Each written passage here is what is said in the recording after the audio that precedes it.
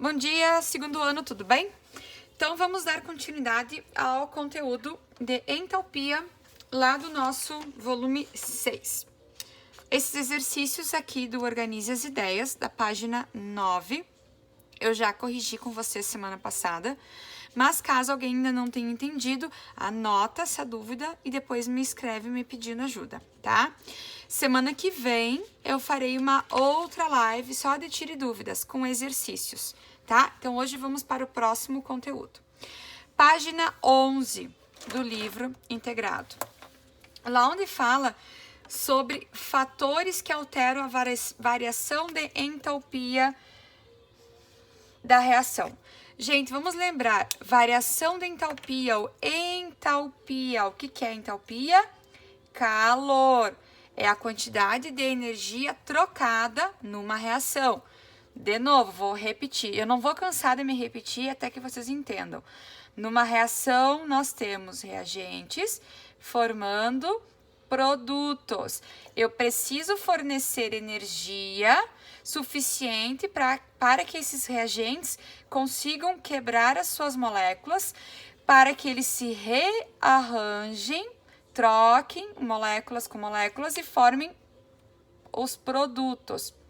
Então, a energia usada para romper as moléculas nos reagentes vai ser utilizada para formar novas moléculas nos produtos, tá? A energia dos reagentes eu vou analisar juntamente com a energia dos produtos através de uma fórmula da variação de calor da reação.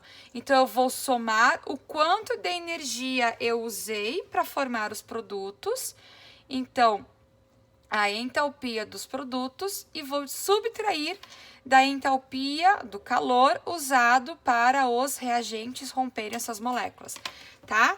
Essa fórmula aqui, já falei, vou repetir, é muito importante, tá bom? Tá, então, estou falando de variação da entalpia. Quais são os fatores, o que altera esse ΔH aqui, ó? Tá? Então, quais são esses fatores? O primeiro fator que altera o calor da reação é a quantidade de matéria, ou o nosso mol, tá? O número de moléculas, matéria. Tá? Moléculas não, vamos falar mol, matéria aqui, vamos falar mol, que fica mais correto, tá? Então, assim, ó, dependendo do balanceamento da reação, então do número de mols que eu vou ter numa reação, eu vou ter uma energia diferente, tá? Então, olha só, eu tenho essa reação aqui. Gente, acompanhem no livro de vocês, tá? Eu tô mostrando na página do livro e vocês estão com o livro de vocês aberto, certo? Eu tenho essa reação e essa reação aqui. Nessa primeira reação, eu tenho 1 mol de hidrogênio reagindo com meio mol de oxigênio, formando 1 mol de água.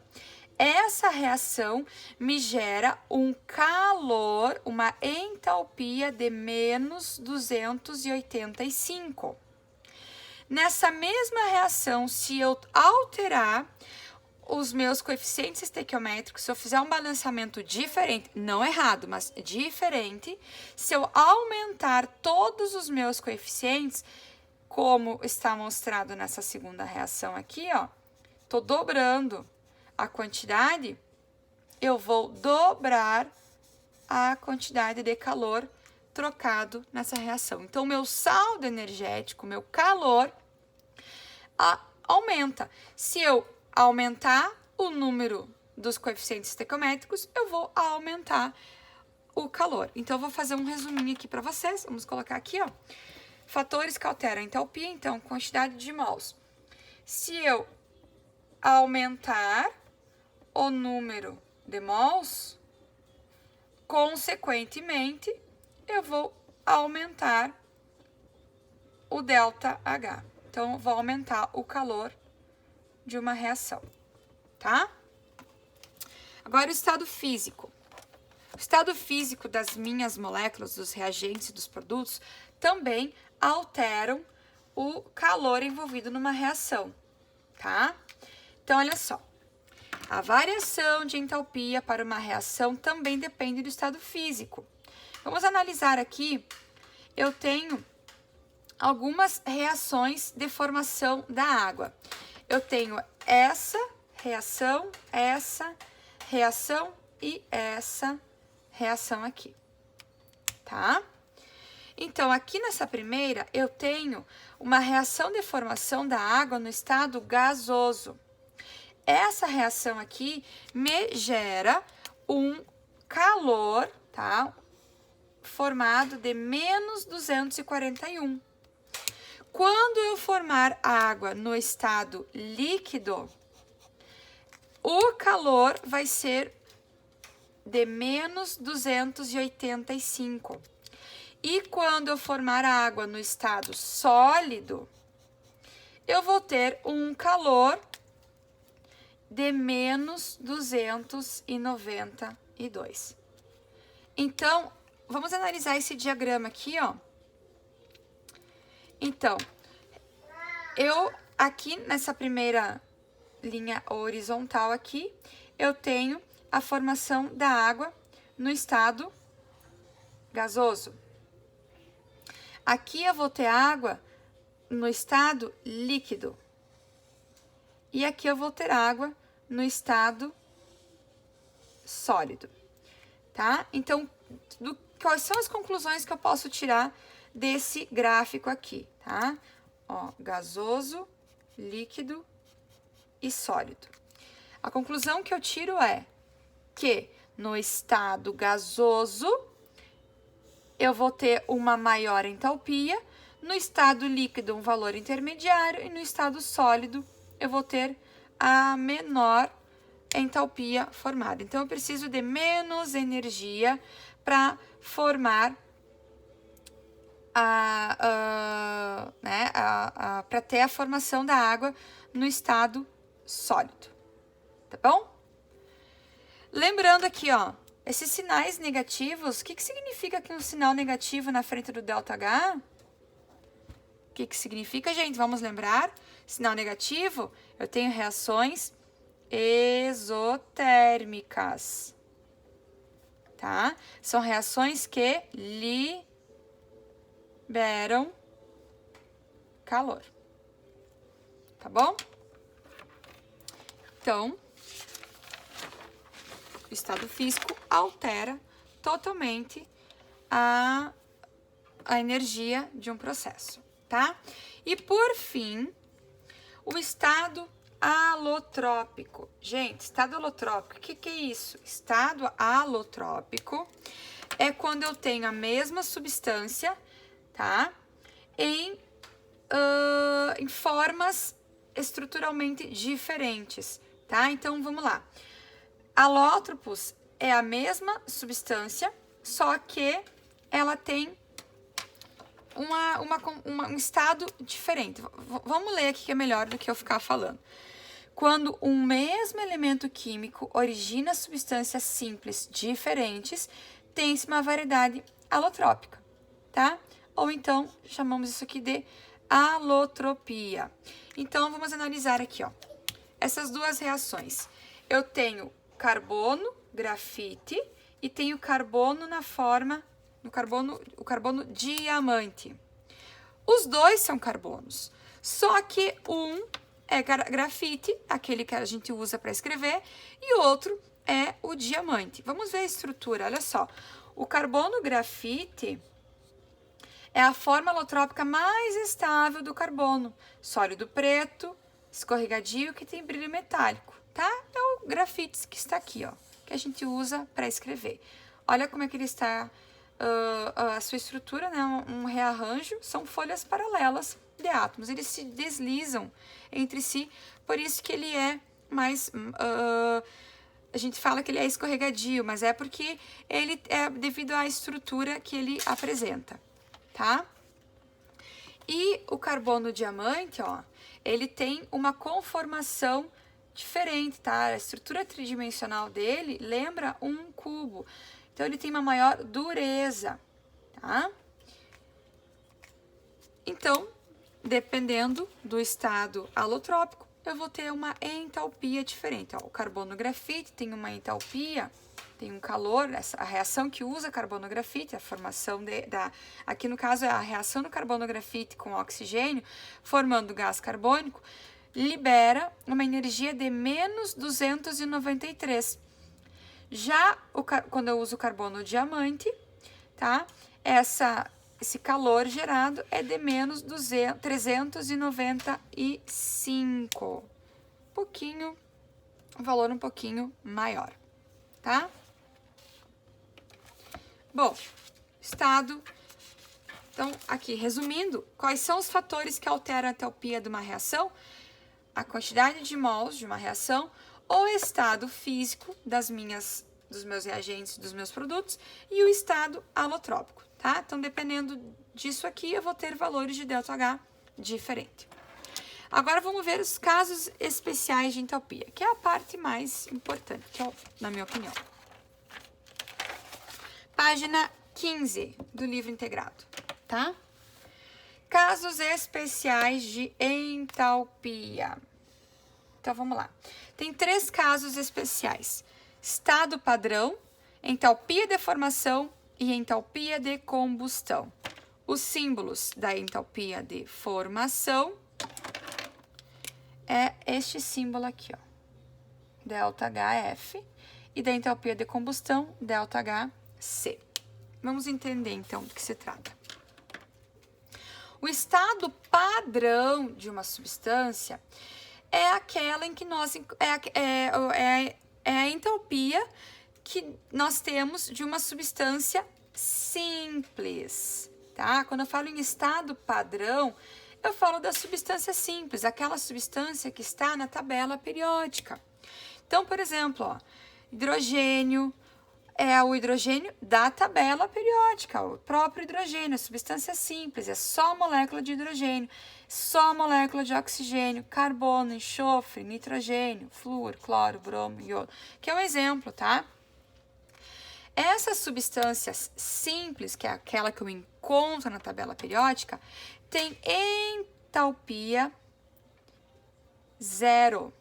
Então, numa reação química, a entalpia padrão de qualquer substância no estado simples, substância simples, então a entalpia vai ser 0 em substâncias simples. Tá? O que é substância simples? Da tabela periódica. Tá? Periódica. Então, se eu tivesse essa reação aqui, ó, hidrogênio mais oxigênio formando água, o que acontece? Este hidrogênio e esse oxigênio vão ter entalpia de formação 0. E a água, que é uma molécula que foi formada, essa aqui sim, vai ter uma entalpia. Qual vai ser a entalpia? Daí não é mais com bolinha, tá? É só ΔH ou H. Esse valor vai depender do estado físico da substância que eu formei. Se for sólido, se for líquido, se for gasoso, vai ter um valor diferente, tá bom? Agora, entalpia de formação. O símbolo, ó, vai ser ΔHF, tá? A entalpia padrão de formação corresponde à variação da entalpia para a reação que forma 1 mol de uma substância, com base em seus elementos. Então, essa entalpia padrão de formação é a entalpia de qualquer reação química, de qualquer natureza, de qualquer tipo. Então, pode ser entalpia de formação da água, pode ser entalpia de formação de gás carbônico usando carbono-grafite, pode ser entalpia de formação do óxido de nitrogênio, qualquer reação, tá, gente? Qualquer tipo de reação vai ter um calor formado, e esse calor se chama calor de formação. Então, vou dar um exemplo aqui, ó. Tá? Vou pegar o mesmo exemplo do livro. Formação de água no estado líquido.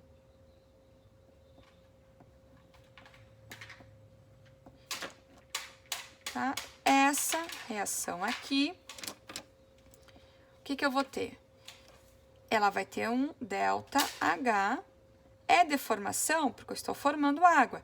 Essa reação tem entalpia menos 285 kJ. É uma entalpia que libera, uma reação que libera calor. Repetindo, tá? A entalpia do hidrogênio e do oxigênio, por serem substâncias simples, que estão no estado padrão, esses dois aqui vão ter entalpia zero. Esse hidrogênio tem entalpia zero. Mas, na reação, quando eu unir essas duas substâncias, elas vão me formar uma substância composta, né? Eu vou ter a água. A substância aqui é formada pela união de dois tipos diferentes de substâncias simples. Quando eu formar algo que tenha átomos diferentes, eu não vou mais estar falando de substâncias no estado padrão. E aí eu vou ter um ΔH, um calor de formação, que para essa reação é menos 285, tá? Porque é água no estado líquido, certo? Agora, por fim, entalpia de combustão envolve reações que têm queima. Na entalpia de combustão, vou mostrar aqui a página do livro para vocês. Aqui, ó, entalpia de combustão. Eu vou envolver a liberação de calor. Gente, quando eu falar em combustão, isso é regra. Sempre vou ter reações exotérmicas. Numa reação de combustão, eu vou ter liberação de calor. Eu vou ter uma reação exotérmica, tá? Como é que está organizada uma reação de combustão? Eu vou ter uma substância qualquer que vai queimar, que vai entrar em combustão. Essa substância vai reagir com o oxigênio do ar e vai liberar gás carbônico e água. É sempre isso, prof? Sim, gente, é sempre. Reação de combustão tem essa carinha aqui. Sempre vai ter esta carinha aqui. Falou em combustão, falou de alguém reagindo com oxigênio, liberando gás carbônico e água. É regra, tá? É padrão. Por exemplo, metano, gás CH4, reagindo com oxigênio no estado gasoso, vai formar o quê? CO2 e água. CO2 no estado gasoso, água no estado líquido. Essas reações aqui de combustão, eu preciso balancear elas? Sim, preciso, tá? Sempre, ó. Um carbono aqui, 4 hidrogênios aqui, 2 hidrogênios aqui. Então, vamos balancear, vamos colocar um 2 aqui na frente. Vou ter 4 hidrogênios, 4 hidrogênios. Tenho 2 oxigênios aqui, tenho que ter 2 nos meus produtos. Aqui eu tenho 2, mais 2, tenho 4. Então, eu vou pôr um 2 aqui na frente, porque multiplicando vai dar 4, tá? Esta reação aqui tem um ΔH de combustão que vale menos 890 kJ. É negativo porque é uma reação exotérmica. Sempre reação de combustão vai liberar calor, tá? É padrão? Sim. É sempre? Sim. É sempre, tá? Depois eu vou ter energia de padrão de neutralização, mas eu não vou entrar nesse assunto aqui, tá? Nós não vamos estudar esse assunto aqui, tá bom? Então, eu quero que vocês leiam Agora, com calma. Tudo que eu falei sobre esses fatores que alteram as entalpias de reação, tá? Quantidade de matéria, estado físico e estado holotrópico. E quero que vocês leiam os casos especiais de entalpia. Faça uma leitura com calma desse conteúdo aqui, tá? E eu vou deixar que vocês tentem fazer os exercícios. Eu vou selecionar, os exercícios serão do livro de atividades. Quero que vocês façam. Na página 5, vocês vão fazer o número 1, o número 2, o número 4, o número 6 e o número 9, tá bom? Mas eu vou deixar escrito para vocês, tá?